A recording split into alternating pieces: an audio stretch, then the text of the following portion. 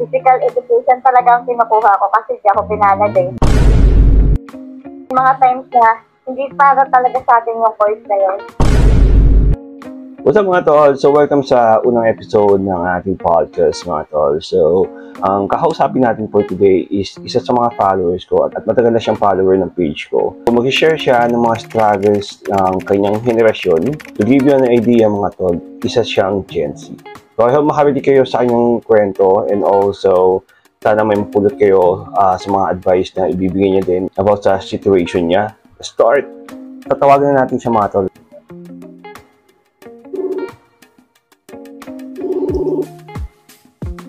What's up, Angge? Paano nagbago yung boses mo, Angge? Lumaki ba o lumiit? Hindi, nagdalaga. Nagdalaga yung boses. Oh my God. For the first time.